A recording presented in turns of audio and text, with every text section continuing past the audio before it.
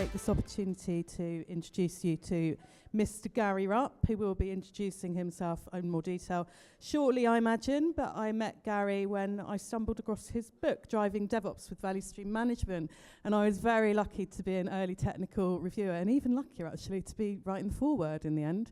But that was a great experience. So everyone, please meet Gary. Thank you.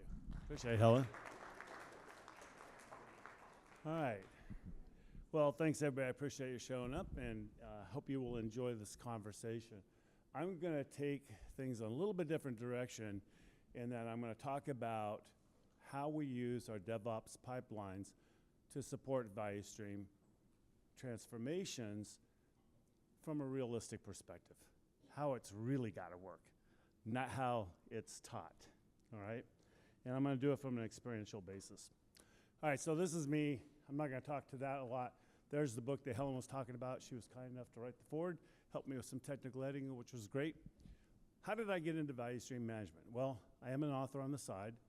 Got into that because people seem to think I had a way of communicating technical stuff to business people. It's kind of one of my strengths, I guess, if you want to look at it that way.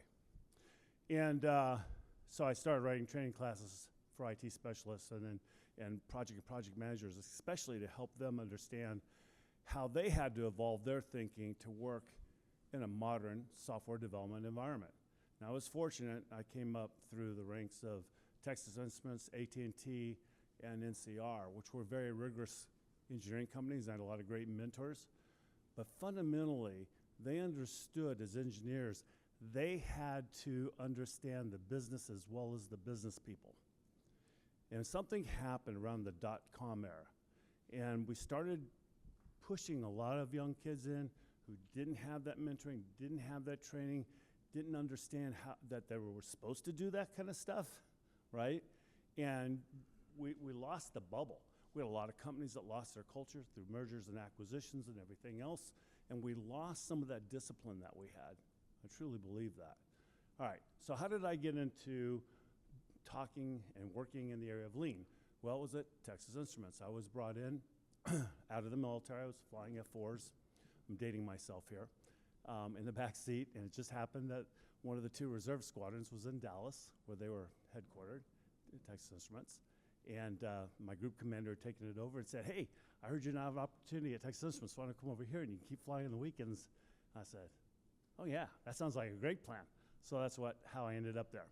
But my job was to run this. I had a top secret clearance because I came from a reconnaissance squadron. My job was to basically oversee the budget and the schedules and the plans and the activities for this top secret black box project.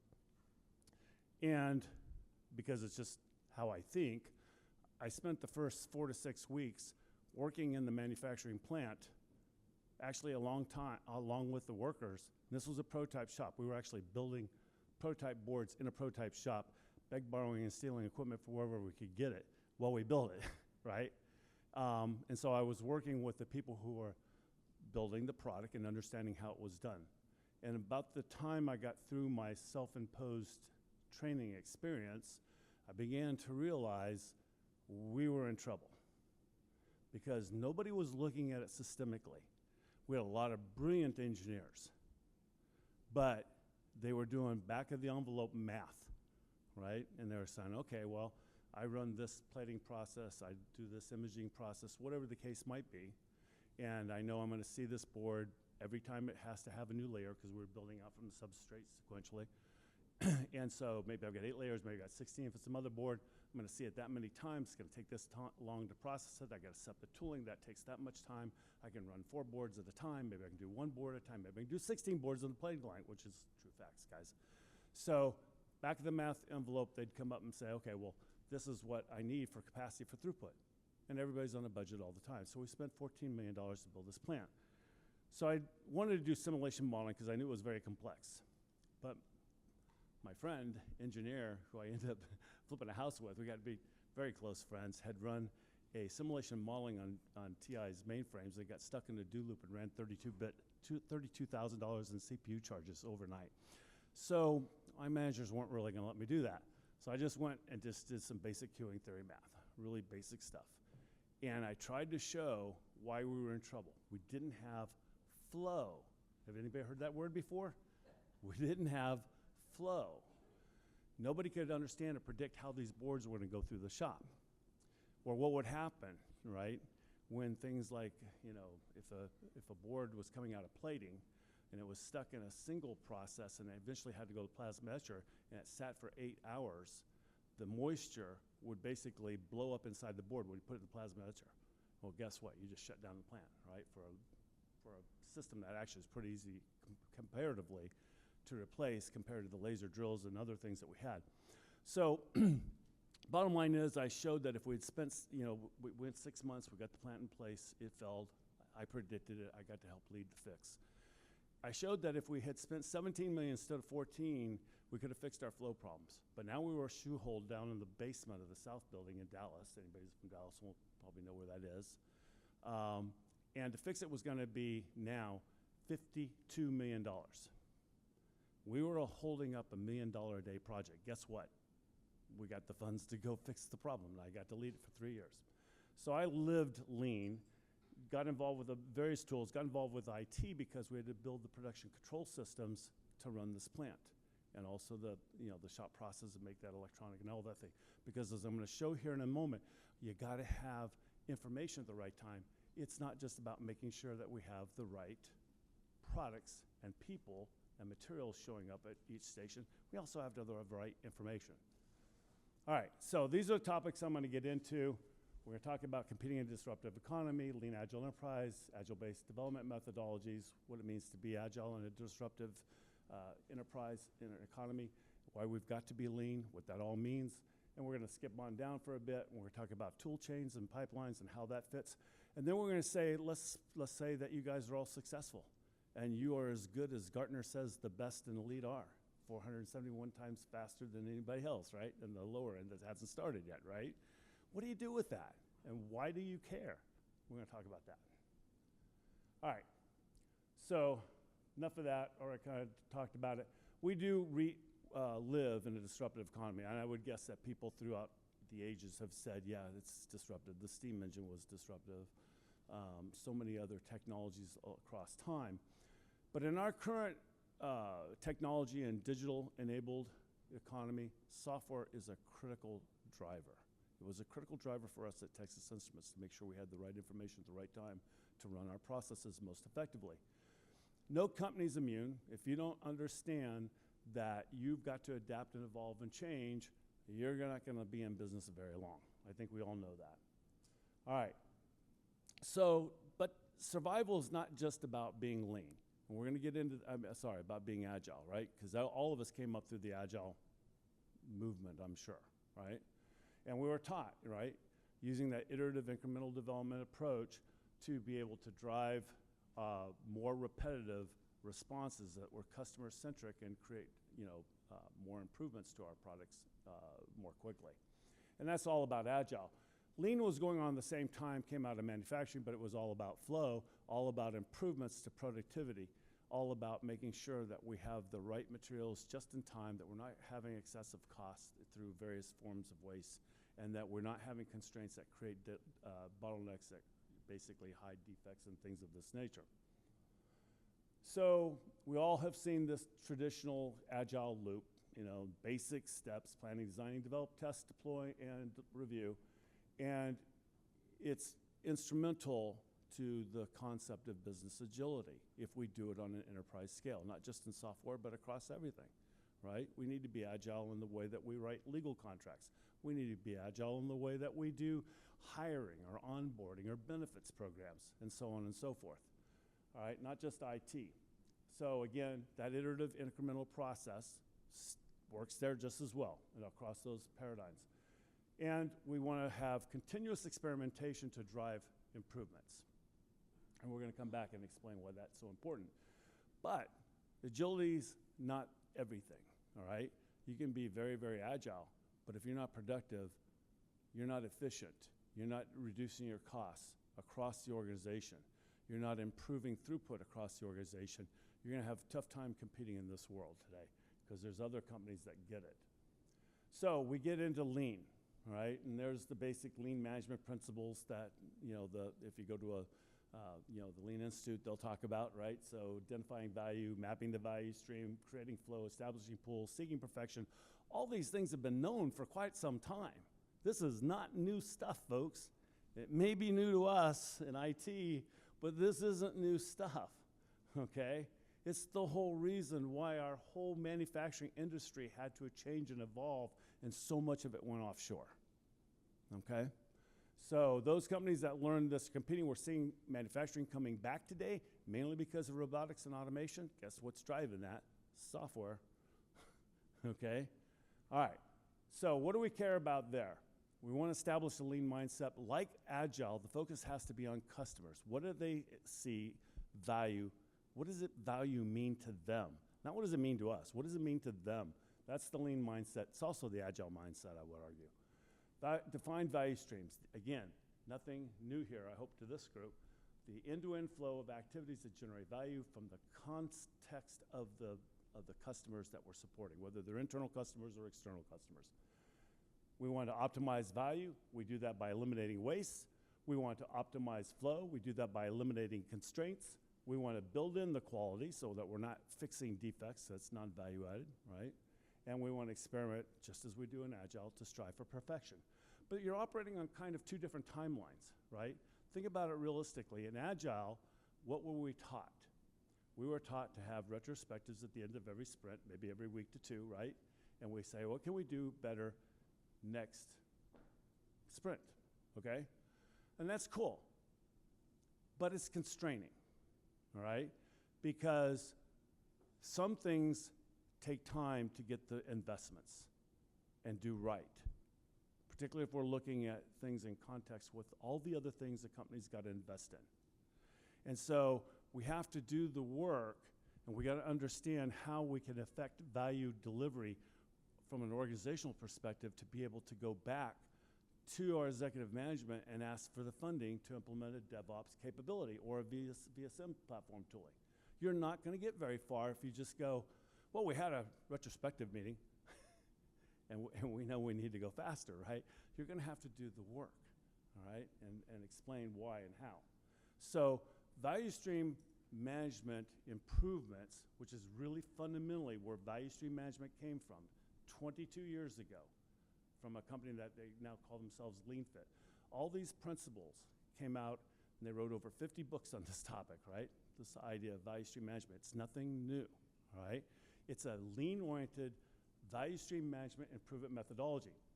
So, but we want to look at this from a business transformation perspective. And when we do that, what we need to understand is that the flow of work and information and materials looks like something on the right, right? This is an abstraction, but I think you get the point. Even when we're organized like that, hierarchically, all right? Fundamental concept that people kind of intellectually know, but don't take to heart too often, all right? So we've got to understand that we can't operate in these silos. We always call them the silos, right? Legal, marketing, financial, manufacturing, R&D, whatever, right? The flow of value is going to go across all those activities, or all those functional areas. So we think of this in terms of value streams. Now, different organizations have different views of how we want to conceptualize what value streams are. I've been working with Al Shalloway for a couple of years now on the Amplio project, and we've decided there's 4. I'm sorry. You may like SAFe and 3, and you may like digital discipline agile with their view and others, right? We've come to this conclusion. When you go back to the origins of lean, everybody talks about this. Lean, the main value stream, right, which is how you deliver something to your customers, is an end-to-end set of processes, starting with a trigger that ends in a delivery of some sort of value to your customer. And that's the green line is the one that we typically think of. That's the end-to-end flow of value from a high-level perspective. And so I use the word process there because that's what those are, okay? But along the way are all these operational value streams, of which there could be hundreds. Every one of them has to be lean, or they become your constraint. And if they're your constraint, you aren't going any faster than it can go, all right? But you also have your development value streams, and fundamentally, software development is a development-oriented value stream that's feeding that main, if you will, value stream that's delivering value to your customers.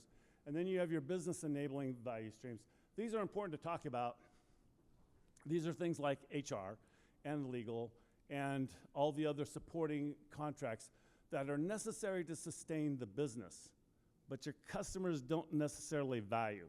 They may get it, yeah, okay, I get it, you gotta hire people, you gotta train them, you gotta whatever, right? But they don't fundamentally see that as adding value to their product. Therefore, we have to be very, very efficient at how we do those things, and they're often the first candidate to get outsourced, okay, for that very reason. All right, so value stream management, again, it's been around for a while. There's 7, sometimes I'll use 8, sometimes people will condense it down to 4 or 5. I like it expressing value stream management process, right? Which again, originated as a lean-oriented value stream improvement concept, right? So first thing, commit to lean and agile and learn how they work. That's like a duh. But how many times have you talked to management and executives even, and they kind of service everything and go, yeah, we should do those things, but it doesn't really translate into something that, really looks like it. Now, my last organization, I'll give them credit. They asked me to put together a lean agile course. I put together a 2-hour course and deliver it. Ended up at 462 people. That was 76% of the worldwide IT organization. So there is interest there if you make it available, all right? Choose your value stream. There could be hundreds, right?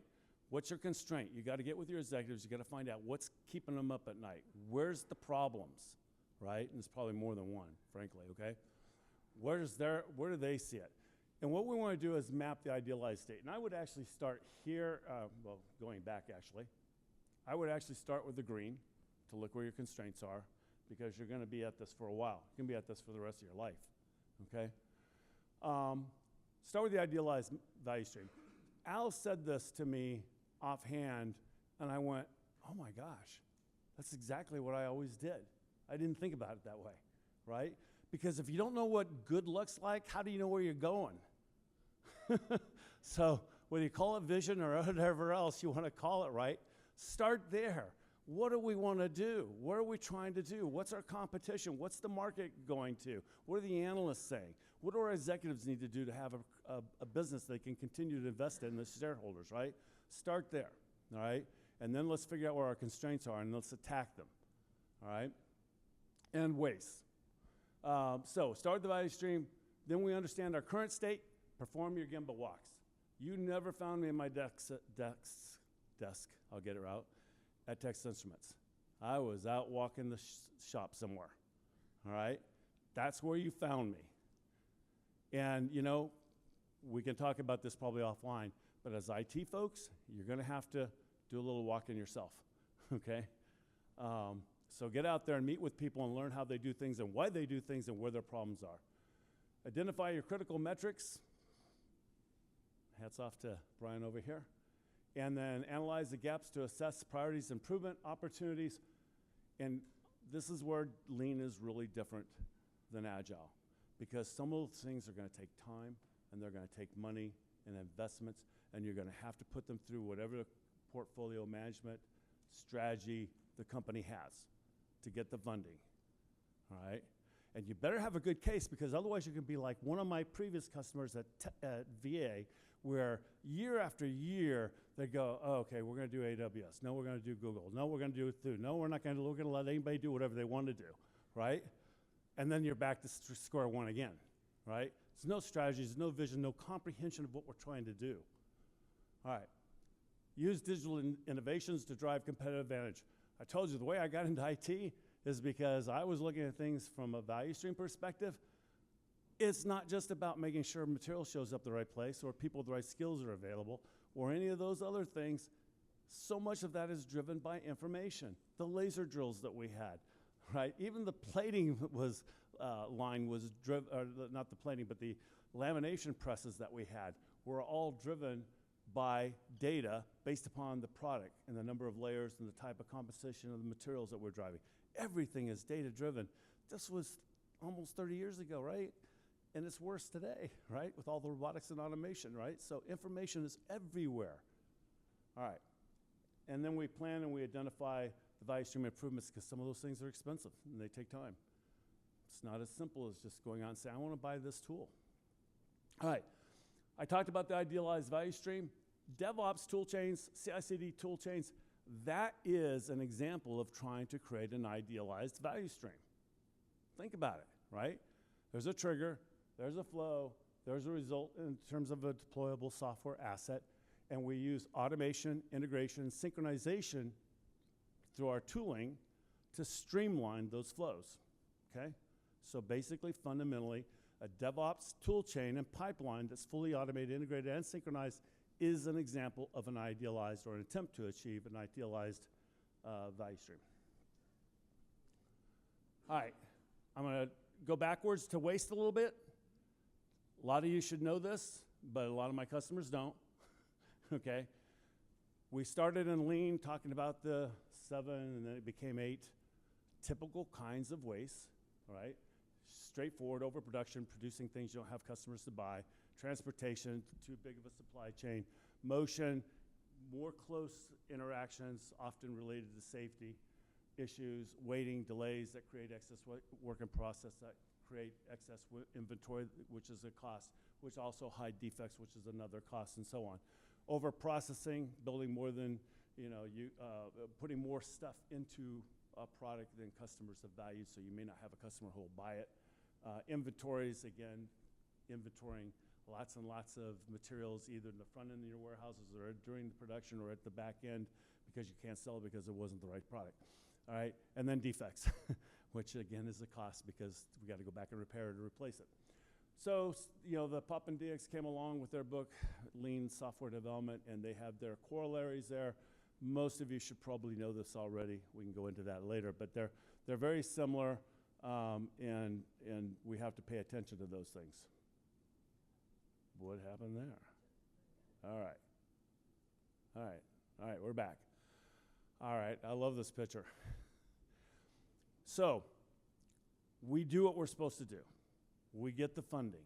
We implement our tooling. We create our brilliant DevOps pipelines. We achieve, last year they were saying, what, 6,700, right? Was what the Dora was saying, faster than I noticed this year it was 471. They came down a bit. But still, 471 times faster than how we used to do things, right? The people who are still sitting back there doing things without test automation and tooling and integration, all that. All right, so don't be the Lamborghini stuck in traffic behind the 2 big London, I'm guessing, black taxis, right? Because I don't care how powerful or how fast your DevOps tool chain is, you're not going faster than those taxis, by analogy, right? You're stuck. I don't care what you've done. And this is why, time and again, you have executives who push back and say, we spent all this money on IT. Why? What do we get out of it? Right? So, if your DevOps are good, are doing what they're supposed to do, your DevOps teams, right? You could, in effect, be an example of local optimization, where you spend a ton of money and time and effort to optimize one part of the value chain, and you're no longer the bottleneck. And spending $1 more can't be justified. And this is why you have IT executives the executive sponsors who are funding all these things pushing back, because you haven't showed value. And to do that, it's not that hard. You become part of the value stream improvement activities across the organization, however you choose to do that. That's how you're going to show value and deliver value. Now, I said there could be hundreds. Let's use this as an example. I love this model. This was actually written, this model created by some vice presidents here or in Silicon Valley who were in the SaaS area, software as a service, right? And they actually built it because they were I believe a lot of them were from India originally, and they created this whole training program and gave it to the Institute of Product Leadership in India to train MBA students on product marketing and management concepts, right? And what you see are 5 overall processes for product management and product marketing. 3 are in product management, 2 are in product marketing. So you got market analysis activities, strategic planning, product planning, go-to-market strategies, and sales enablement. And you can see they've listed 5 activities, is the way I would look at it, right, below those processes. And I would argue there's more, all right? But these are the key ones that help us as an organization understand how we got to market and productize software, okay, in the SaaS world. And the reason why I show that is every one of these is a value stream, an operational value stream. Every one has a trigger that starts the activity. Every one of them have a set of activities with cycle times and lead up times and setup times and information requirements above all, right? And they all deliver value in some way, shape, or form, right? And so they can all be improved and they can all become constraints, all right? And so the issue is, let me go back real quick. Here's the problem. That little green task could be your bottleneck. Do you know? Do you know how to know? Right? That's what value stream management was all about originally, was to have that 7-step process to go back and find those little buggers and fix them, okay? And then a lot of it's going to be IT enabled in the fix. All right. So I love this map. Unfortunately, I was literally writing the last chapter of my DevOps book, value stream management book, when Helen shared it with me. I said, I love it because it combines agile and lean concepts, right? The first half is basically, when you look at it, it's all lean up to connect. And then the magic happens in IT, right, with connect. All right, and then we go back into agile, iterative, and incremental, trying to make improvements. Well, what are we improving? Well, what we're improving were these value streams that got identified back here, like the ones I showed you in the adaptive productizing marketing slide. Okay? That's what we're fixing. That's what this is all about. This whole model exists for that purpose. All right. Smith and Reinstrom, back in 1991, developing software in half the time, something along those lines, came up with this term, the fuzzy front end. And I had this conversation with several of you over time. And it's still a bad problem, right? And that it's very difficult to drive requirements. And as we accelerate our DevOps pipelines, it's even more challenging, right? Because look at some of those cycle times on these things. 1 to 3 years out on your mission, vision, goals, and objectives. 1 to 3 years, which is going on in parallel in your investment portfolio management strategies, right? Figuring out what you're going to invest in, like your DevOps line, DSM tools, right? Business customer requirements, it's really 2 to 3 increments out, and I do prefer 3-month increments. I do like that concept because you need to go back periodically and say, okay, are we still on the right track? Is our priorities still the same? And we need to look at the requirements and say, what are those requirements? That's driven by the product owner and their team. And then product planning increments. I think developers need to be looking out 8 to 12 weeks in advance and start already meeting with the product owners to learn what's coming down the pike, what are the priorities, what are the stories, what are the epics at that level, the acceptance criteria, because you can't dump that on your developers at the last minute if you're still doing sprints, right? And even if you're doing microservices, you can't dump that. They've got to get involved and understand the business and what's driving it, how it's supposed to work, and that takes time, all right? And then you're feeding your pipeline. If you get this right, you won't starve your pipeline. If you don't do it right, you'll starve your pipeline.